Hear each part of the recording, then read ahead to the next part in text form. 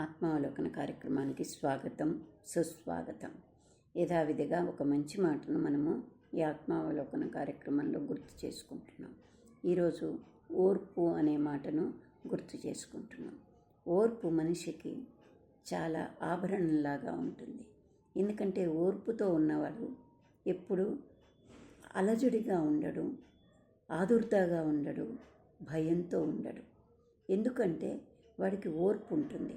దేన్నైనా నేను ఓర్పు వహించి దాన్ని సొల్యూషన్ చేసుకోగలను అనే నమ్మకం వాళ్ళలో ప్రబలంగా ఉంటుంది. అందుకని ఓర్పు ఉన్నవారికి ఎప్పుడు కూడా ఎక్కువ రియాక్షన్, ఎక్కువ కదలికలు ఉండవు. నిదానంగా, ఓర్పుగా ఏ పని చేసినా, ఏ మాట మాట్లాడినా, ఏది ఆలోచించినా ఓర్పుతోనే చేస్తూ ఉంటాం. అది మనిషికి చాలా బ్యూటీని ఇస్తుంది, సమస్యలకు దూరం చేస్తుంది. ప్లస్ ఒకసారి మాట్లాడిన మాటను మళ్ళీ ఇది తప్ప ఒప్ప అని ప్రశ్నించుకునే అవకాశం లేకుండా చేస్తుంది. అందుకే ఓర్పుకు అంత మంచి గొప్పతనాన్ని ఆపాదించారు. దానికి ఒక చిన్న శ్లోకం కూడా ఉంది. నేను చిన్నప్పుడు వింటూ ఉండేదాన్ని ఆ శ్లోకాన్ని. అది గుర్తు చేసుకుందాం. కృషితో నాస్తి దుర్భిక్షం, జపతో నాస్తి పాతకం, మౌనమే కలహో నాస్తి జాగరతో భయం. ఎందుకంటే కృషి ఉన్నవాడు, కృషి చేసేవాడు, కృషి అలవాటు ఉన్నవాడు, కష్టపడే నేచర్ ఉన్నవాడికి ఏదో ఒక పని చేసుకొని తను కరువును తప్పించుకోగలడు. తన అవసరాలకు బాధపడకుండా చేసుకోగలుగుతాడు. ఎందుకంటే వాడికి కష్టపడే గుణం ఉంది. బద్ధకంగా చెయ్యను అనుకున్న వాడికి పని దొరకదు, కానీ చేస్తాను అనుకున్న వాడికి ఏదో ఒక మంచి పని, కష్టమైన మంచి పని దొరుకుతుంది.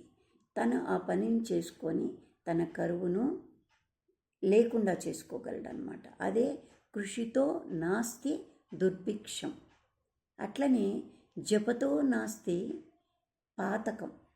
ఎందుకంటే మనం చిన్నవి తెలియకుండా మన జీవితంలో ఇంతో అంతో చిన్న పొరపాట్లు జరుగుతూ ఉంటాయి.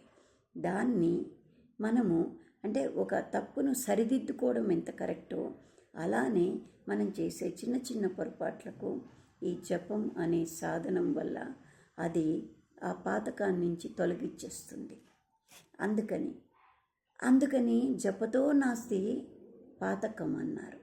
తర్వాత మౌనమే కలహో నాస్తి. మౌనంగా ఉన్నప్పుడు కలహాలు ఎలా వస్తాయి? రావు కదా. ఎందుకంటే వాడు జవాబిస్తేనే మాటకు మాట పెరుగుతుంది. కానీ ఓర్పు వహించి దాన్ని ఏమంటున్నాడు అని ఆలోచించుకునే దానికి ఒక్కరో మౌనం వహించినప్పుడు అసలు కలహాలకు తావే ఉండదు. అలానే నాస్తి జాగరతో భయం. జాగ్రత్తలు తీసుకుంటూ మనంతట మనం భద్రంగా ఉన్నప్పుడు, అవన్నీ ఉన్నప్పుడు భయం ఎందుకుంటుంది? ఉండదు. ముందే అన్నీ ఆలోచిస్తూ జాగ్రత్తలు తీసుకునేటప్పుడు ఒకవేళ సమస్య రావచ్చు, కానీ రాదు, నేను ప్రికాషన్స్ తీసుకుంటున్నాను అనే నమ్మకం వాడిలో ఉంటుంది కాబట్టి అది భయపెట్టదు. అందుకని భయానికి తావు ఉండదు. ప్రతి ఒక్క దానికి కూడా ఒక సత్ఫలితం ఉందన్నమాట. అట్లనే ఈ ఓర్పు అనేది ఒక సత్ఫలితం ఏమిస్తుంది ఎక్కడ గొడవలకు తావివ్వదు, మంచి ఆలోచనకి, నేర్పైన పనికి దారితీస్తుంటుంది. అదే పిల్లలు చదువుకుంటున్నారనుకోండి, ఇప్పుడు అబ్బా ఇంత కష్టపడాలి, రేపు ఎగ్జామ్స్ దగ్గరకు వస్తున్నాయి, నేను పడలేను, నాకు ఓర్పు లేదు, నేను ఇంత భరించలే అన్నాడు అనుకోండి, కాలక్రమేణంలో వచ్చేటువంటి మంచి సత్ఫలితాన్ని ఎలా పొందగలుగుతాడు? అందుకని ఓర్పుతో ఉంటే మంచి ఫలితం వస్తుంది. ఒక పని చేసేటప్పుడు కూడా తొందరపాటుగా ఇప్పుడే అయిపోవాలి అని అనుకున్నప్పుడు దానికి అంత అందంగా రూపుదిద్దుకోవడానికి కష్టతరం అవుతుంది. అందుకని కొంచెం ఓర్పు వహించి నిదానంతో చేస్తే దాని కళ వేరుగా ఉంటుంది. అందుకే ఓర్పు అనేది ఎప్పుడూ మనిషిలో బలాన్ని పెంచుతుంది. ధైర్యాన్ని ఇస్తుంది. ఎందుకంటే తప్పటడుగు వేయాల్సిన అవసరం రాదు. ఓర్పుతో ఉన్నాం కాబట్టి. అది చేతకానితనంగా ఎవరికైనా కనిపించవచ్చు, కానీ అది కానీ కాదు. ఎందుకంటారా? దాంట్లో ఒక బలం దాగి ఉంది. ఆ బలం వల్ల వాళ్ళల్లో తేజస్సే ఉంటుంది, కానీ వేరేది ఉండదు. కదలిక ఎక్కువ ఉండి అలజడి ఉండదు. అందుకని వాళ్ళల్లో ఆ శక్తి ఉద్భవిస్తూ ఉంటుందన్నమాట. అందుకే ఎప్పుడు కూడా మనం ఓర్పుతోనే ఏ పనినైనా చేయగలిగితే నేర్పుగా దాని ఫలితాన్ని పొందగలుగుతాం. ఎందుకంటే ఆ ఓర్పు వల్ల ఆ పనిలో స్కిల్ పెరుగుతుంది. మాటలో మంచి మాట వస్తుంది. ఎందుకంటే ఓర్పుతో మంచిగా మాట్లాడగలుగుతారు. పని ఓర్పుతో మంచిగా దాన్ని తీర్చిదిద్దినట్టు చేయగలుగుతారు. కొంచెం చూడండి, ఓర్పుతో చేసినట్టుంది, అంత బాగా వచ్చింది అంటాం. ఎందుకంటాం? నిదానంగా శ్రద్ధగా ఓర్పులో నుంచి ఉన్నాయి. శ్రద్ధ వస్తుంది, నేర్పు వస్తుంది, చాకచక్యంతో చేయగలుగుతారు ఆ పనిని. అందుకని ఓర్పు అనేది చాలా అందమైనది, ఆనందాన్ని కలిగించేది.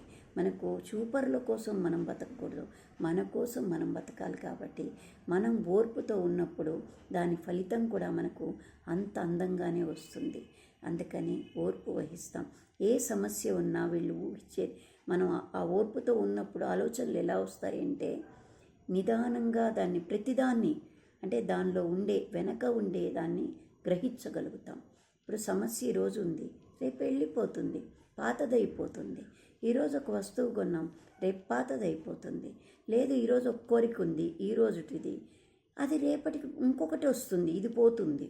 అలా ప్రతి దాంట్లో ఎకనామిక్స్లో కూడా చెప్తారు, హ్యూమన్ కోరికలు అనేది అనంతం, వాటికి ఇంత అని ఉండదు.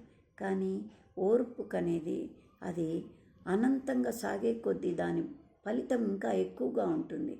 సాధన అయిపోతుంది మనకు ఆ ఓర్పు అనేది. అప్పుడు ఎన్ని వచ్చినా వాటిని ఎదుర్కొనే బలం మనలో రెట్టింపుగా మారుతుందన్నమాట. అందుకని ఫలితాలే ఉన్నాయి, సత్ఫలితాలే, కానీ దానివల్ల నెగిటివ్స్ లేవు కదా. సహనానికి అసహనానికి రెంటికి మధ్య ఉండేది ఒక ఆ మాత్రమే. కానీ ఆ ఆలోనే ఎంత తేడా ఉందో చూడండి. సహనం అనేది శక్తిగా మారుతుంది, 10 మందిలో మంచి పేరుని తెచ్చిపెడుతుంది. అసహనం అనేది ఎన్నో ఇబ్బందులను కొని తెచ్చిపెడుతుంది.